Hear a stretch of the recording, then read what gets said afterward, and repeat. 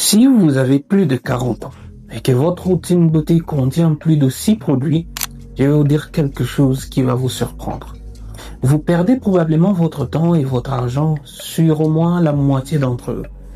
La biologie de votre peau n'a pas changé depuis des millénaires. Ce qui change en revanche, ce sont les tendances qu'on vous vend chaque semaine sur les réseaux, avec de nouveaux produits et des transformations en 30 jours. Et en tant que médecin, si je devais mesurer une routine skincare uniquement avec de preuves scientifiques, elle tiendrait en 4 étapes. Pas 10, pas 12. 4. Nettoyant, sérum, hydratant et protection solaire. C'est tout. La vidéo peut même s'arrêter là.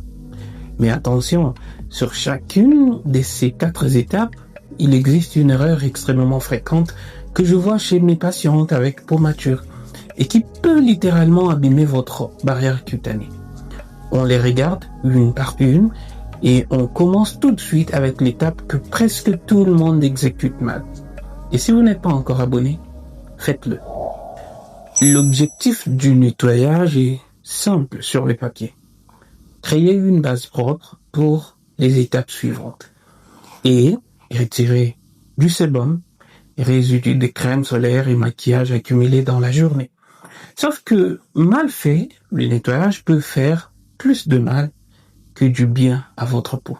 Pourquoi? Parce que les nettoyants contiennent des tensioactifs et ces molécules ne font pas la différence entre le sébum protecteur de votre peau et la saleté qu'il faut vraiment éliminer. Si vous choisissez un nettoyant inadapté à votre type de peau ou si vous l'utilisez trop souvent, vous décapez votre film hydrolipidique et vous fragilisez toute votre barrière cutanée.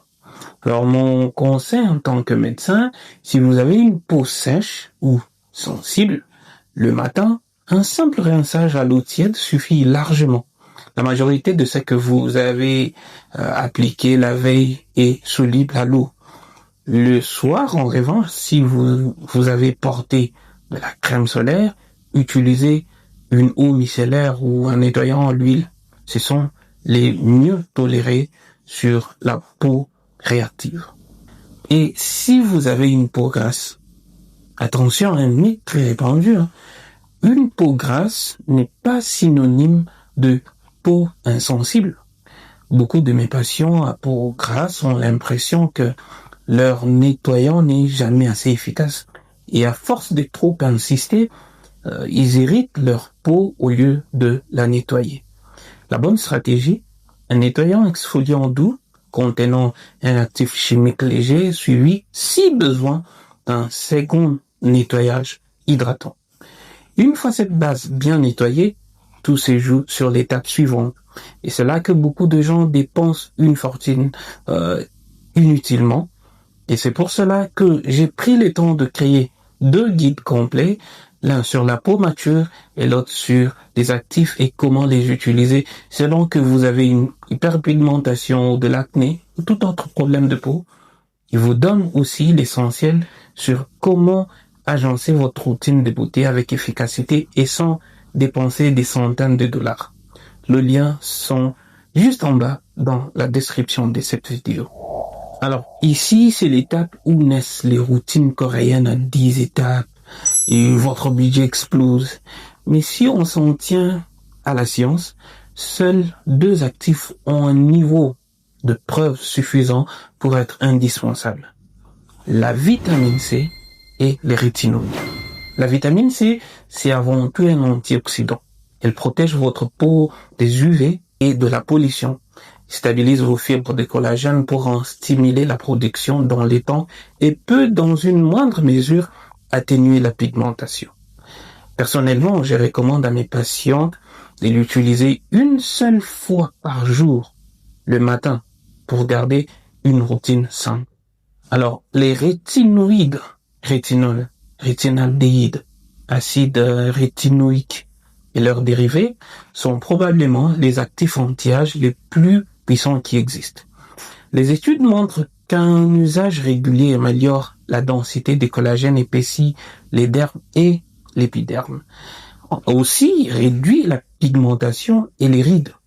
Beaucoup de dermatologues vous diront que s'il ne fallait garder qu'un seul sérum à vie, ça serait un rétinoïde.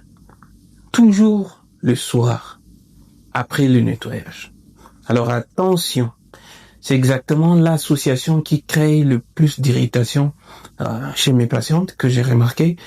Utiliser un rétinoïde en pleine concentration, sans période d'adaptation, ou les combiner le même soir avec un exfoliant acide, peut littéralement enflammer votre peau. Si vous n'avez que la vitamine C le matin, un rétinoïde le soir dans votre routine, vous avez déjà couvert l'essentiel. Inutile d'empiler 10 sérums de plus. Une fois vos sérums absorbés, il reste une étape que presque tout le monde comprend mal. Alors qu'elle semble être la plus simple des 4. Il existe une idée reçue majeure sur les hydratants. On pense qu'ils ajoutent de l'eau à la peau.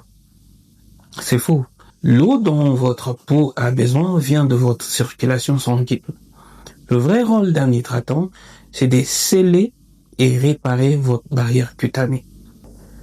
Imaginez votre peau comme un mur de briques. Les cellules sont les briques.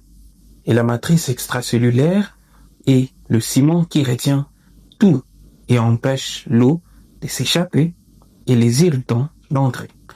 Quand cette barrière est abîmée, vous devenez beaucoup plus sujette aux irritations, aux rougeurs et à des pathologies comme l'eczéma.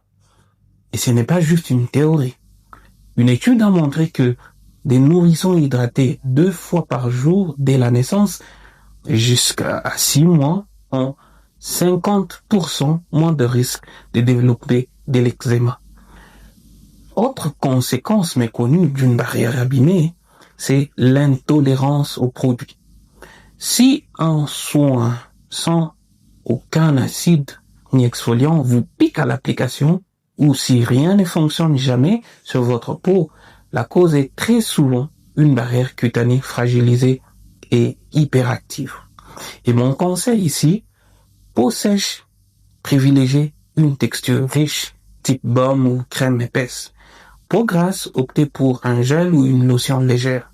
Dans tous les cas, hydratez-vous au minimum matin et soir après vos sérums. Et davantage si vous vous lavez souvent les mains ou vous vivez dans un climat très sec. Il nous reste une étape, et c'est probablement celle que vous négligez le plus, alors qu'elle est responsable, à elle seule, de la majorité des dégâts cutanés. La protection solaire. Si vous ne deviez garder qu'un seul produit dans toute votre routine, ça serait celui-ci. L'exposition aux UV est responsable de la grande majorité des dégâts cutanés visibles. Pigmentation, poussée d'acné, destruction du collagène et de l'élastine, et bien sûr, le risque des cancers de la peau. 2 critères pour bien choisir votre crème solaire. D'abord, une protection à large spectre qui couvre à la fois les UVA et les UVB. Donc, cherchez la mention large spectre. Ou, en Asie et dans certains marchés, les systèmes PA suivis de plusieurs signes plus. Ensuite, un SPF de 30 ou plus. Voici le point qui va probablement vous alerter. Une étude a montré que la majorité des gens n'appliquent qu'entre un quart et la moitié de la quantité de crème solaire nécessaire pour obtenir la protection annoncée sur l'étiquette. Concrètement, un SPF 50 mal appliqué peut ne vous protéger que comme un SPF 12 ou 15. La quantité recommandée pour le visage, c'est 2 phalanges pleines de produits à renouveler toutes les 2 heures. Posez-vous la question maintenant honnêtement. Appliquez-vous vraiment cette quantité aussi souvent? Voilà pourquoi je recommande toujours de choisir le SPF le plus élevé que vous tolérez cosmétiquement. Ça compense en partie les sous-dosages quasi systématiques. Donc, pour résumer, nettoyant adapté à votre type de peau, vitamine C le matin et rétinoïde le soir en sérum, hydratant matin et soir pour sceller votre barrière et crème solaire en quantité suffisante dans la journée. 4 étapes, 0 superflu et des décennies de preuves scientifiques derrière chacune d'elles. Répondez-moi en commentaire avec l'étape sur laquelle vous pensez avoir fait une erreur jusqu'ici. Je réponds personnellement aux 20 premières avec mon conseil. Laissez un pouce bleu si cette routine vous a clarifié les choses. Abonnez-vous pour la suite de mes décryptages médicaux. Si vous avez vraiment besoin d'un avis médical sur votre peau, n'hésitez pas de cliquer sur les liens dans les commentaires ou en description pour une consultation ou un avis médical. À très bientôt.